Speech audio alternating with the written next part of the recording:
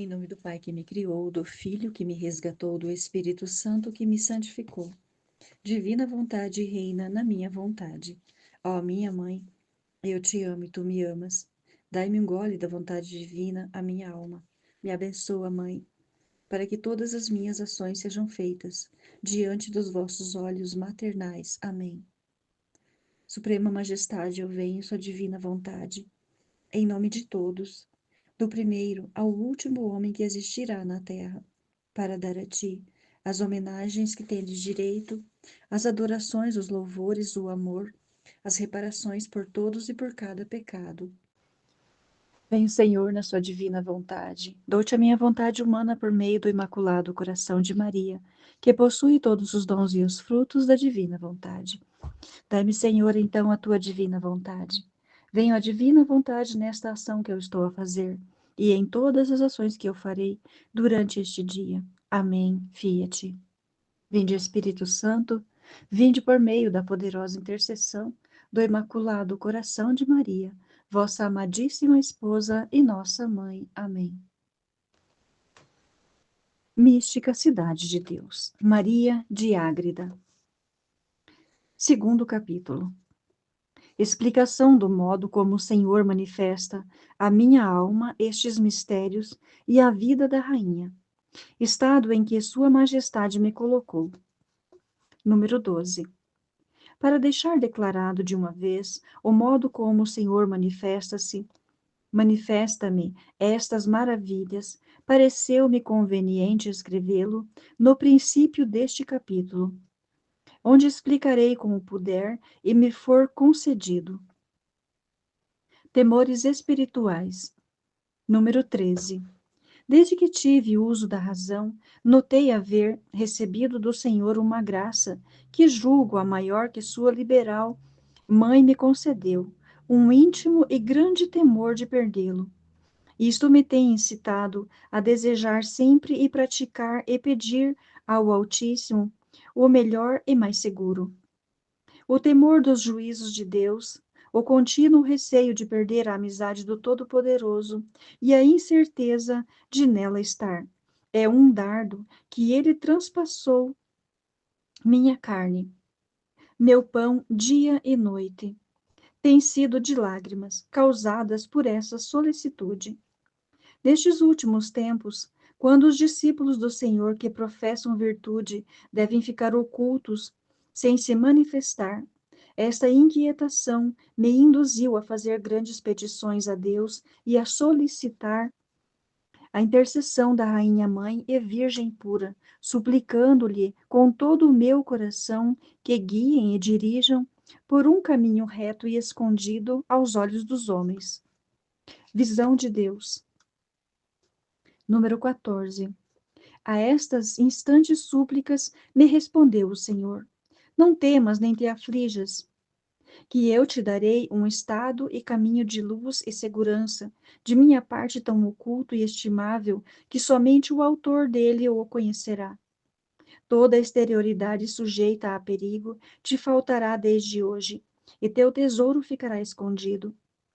De tua parte, guarda-o e conserva-o, levando vida perfeita.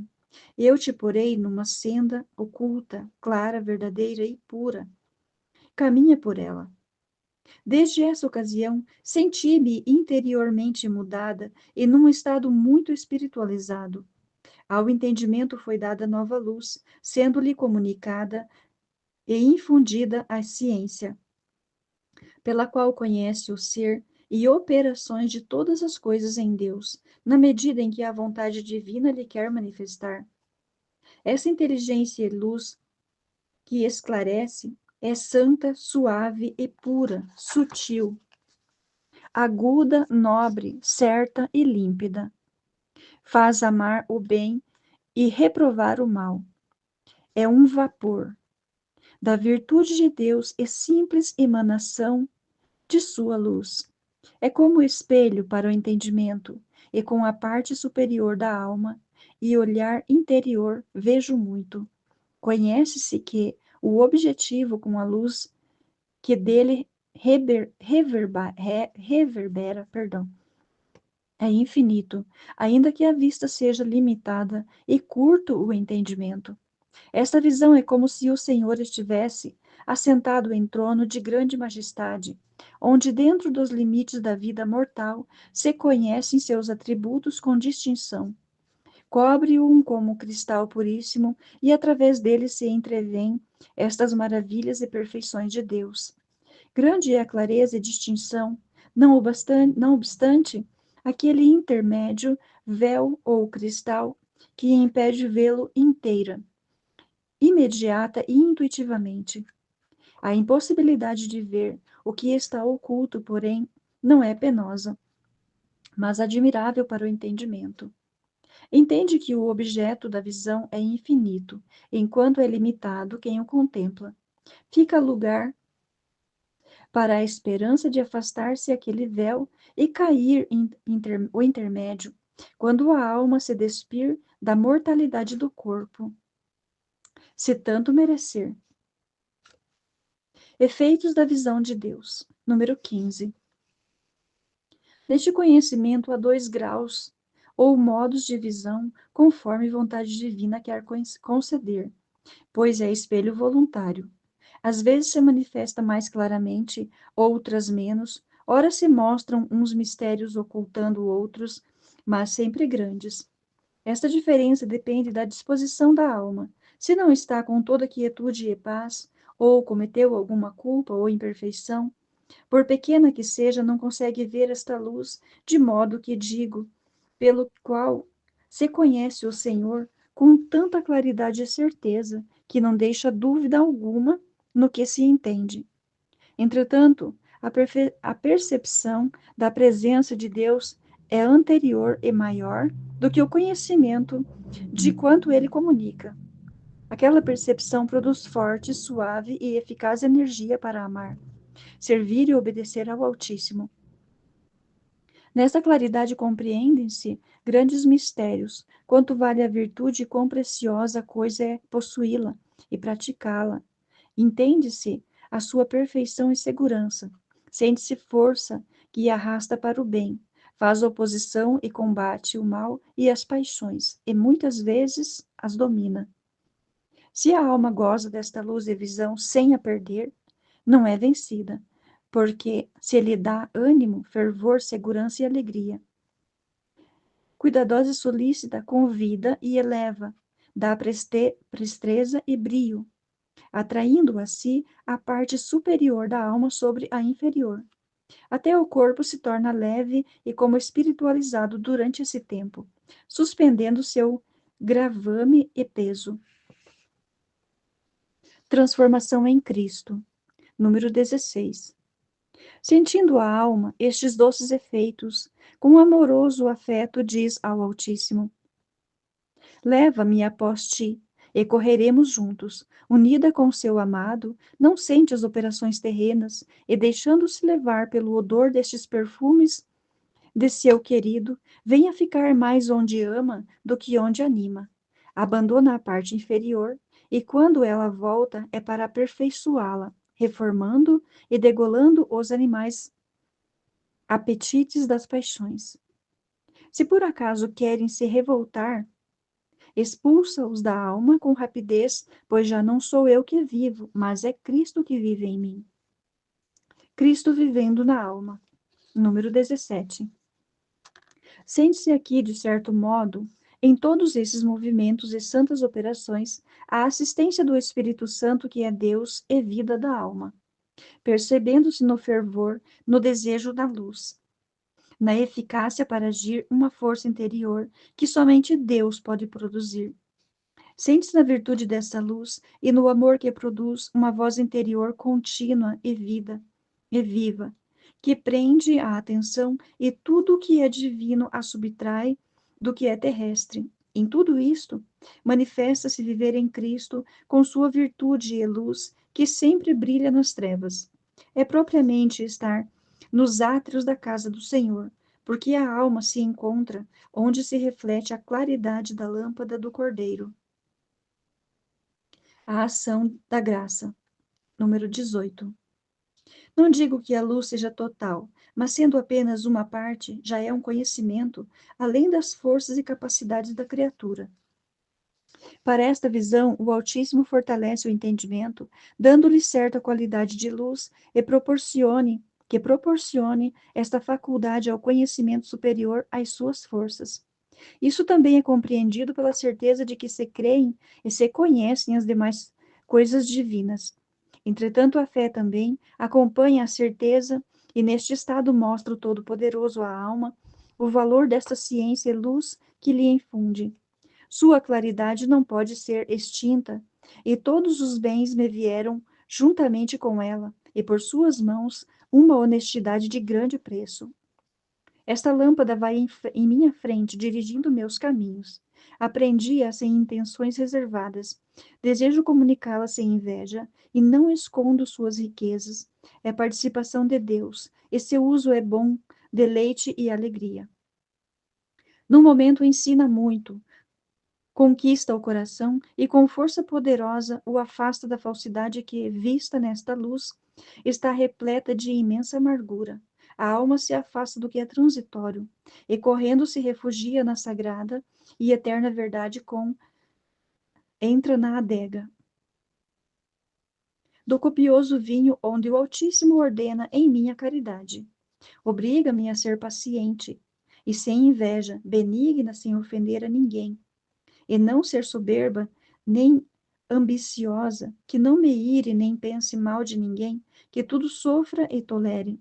Sempre, sempre clama e admoesta-me interiormente com poderosa força para que faço mais santo e puro, instruindo-me em tudo.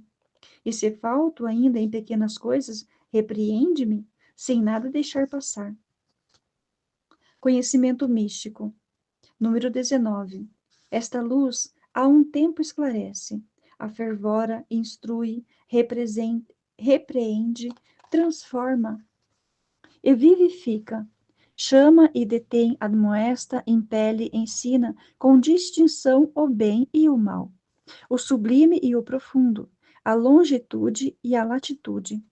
Faz conhecer o mundo com seu caráter e enganos, as mentiras, as fraudes de seus moradores e amadores, e mais que tudo, ensina-me a desprezá-lo e pisá-lo para elevar-me ao Senhor, supremo dono e governador de tudo. Em Deus vejo e conheço a disposição das coisas, as forças dos elementos, o princípio, o meio e o fim dos tempos, suas mudanças e variações, o curso dos anjos, a harmonia de todas as criaturas e suas propriedades, tudo o que é oculto aos homens, suas operações e pensamentos, e quanto distam do Senhor, os perigos em que vivem, os sinistros caminhos que palmilham, os estados, os governos, sua momentânea firmeza e pouca estabilidade em que consiste seu princípio e fim, o que tem de verdadeiro ou falso. Com esta luz, tudo é visto distintamente em Deus, com o conhecimento das pessoas e circunstâncias. Há, porém, outro estado, mais inferior, na qual a alma se encontra ordinariamente, usando da substância e hábito da luz, mas não em toda a claridade. Neste estado há alguma limitação daquele conhecimento tão vasto de pessoas e estados, segredos e pensamentos. Nele não possuo mais conhecimento, além do que basta para afastar-me do perigo e fugir do pecado.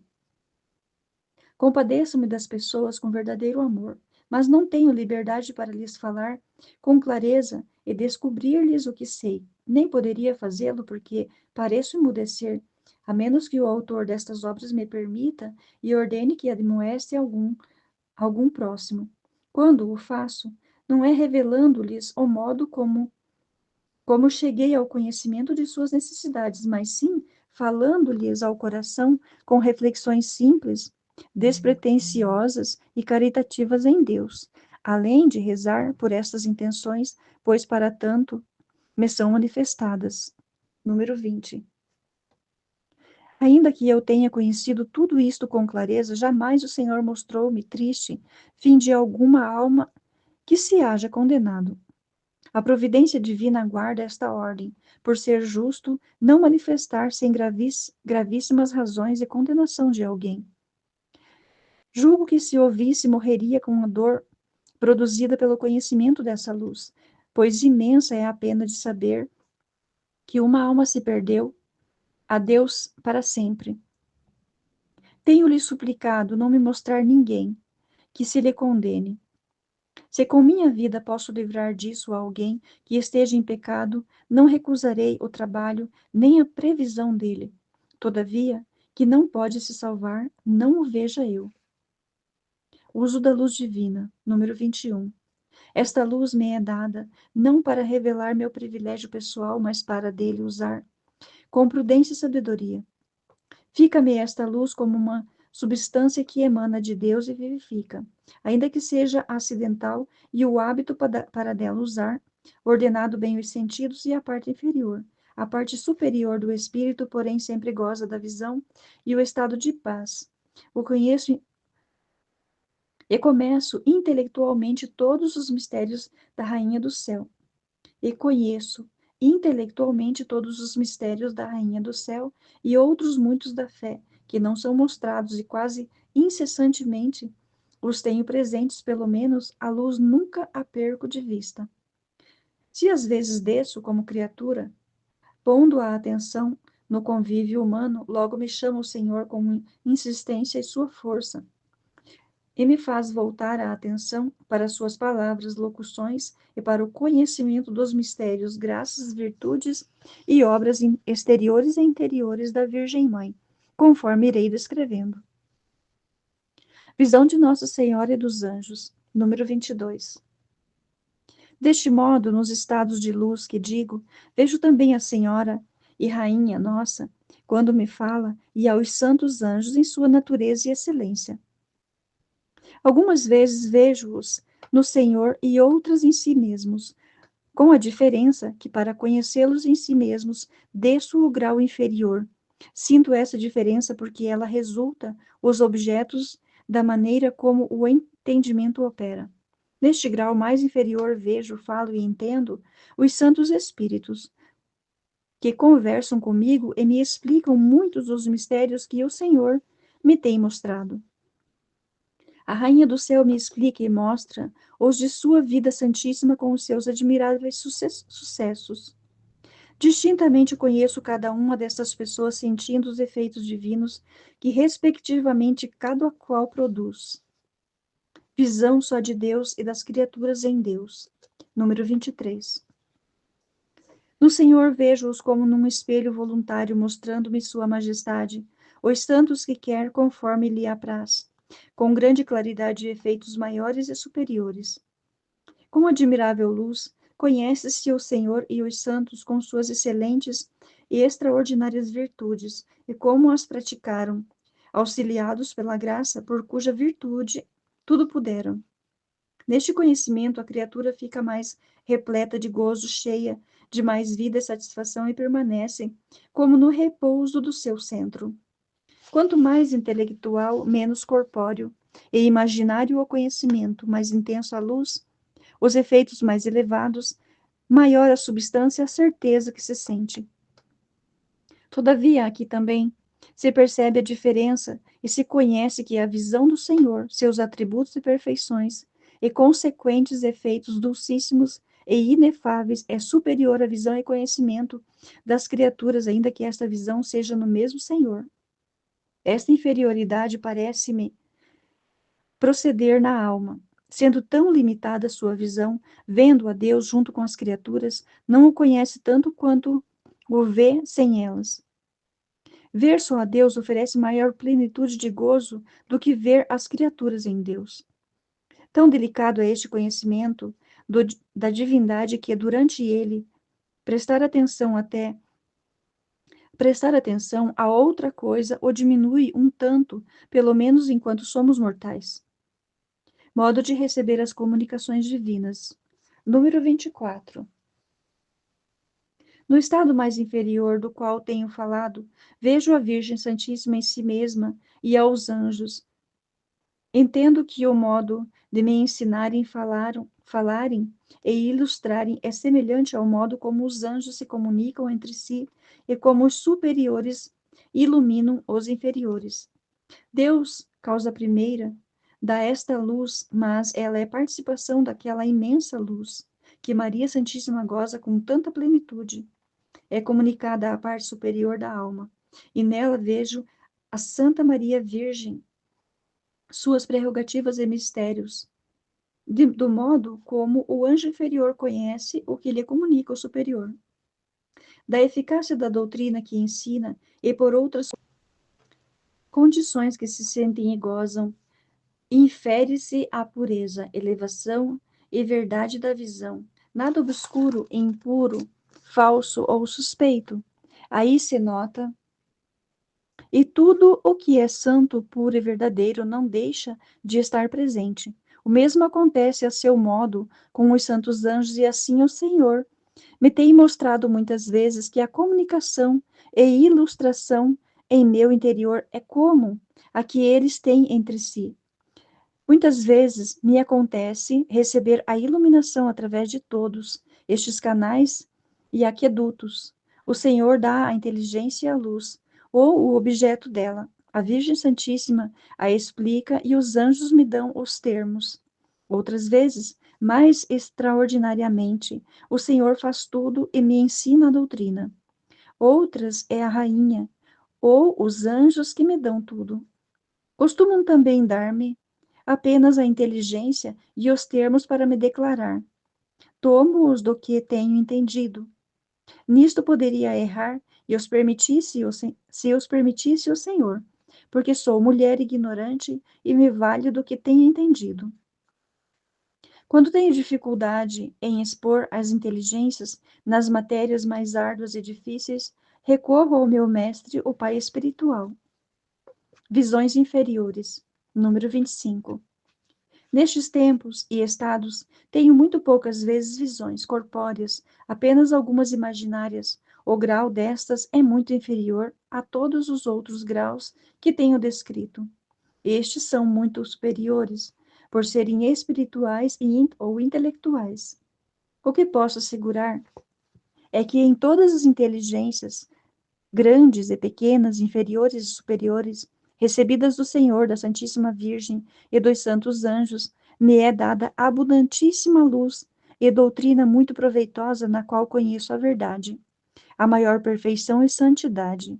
Sinto força e luz divina, que me obriga a fazer em tudo o melhor, a desejar mais pureza de alma e graça do Senhor até morrer por ela. Com estes graus e modos de inteligência que tenho dito, conheço todos os mistérios da vida da Rainha do Céu, com grande proveito e júbilo do meu espírito.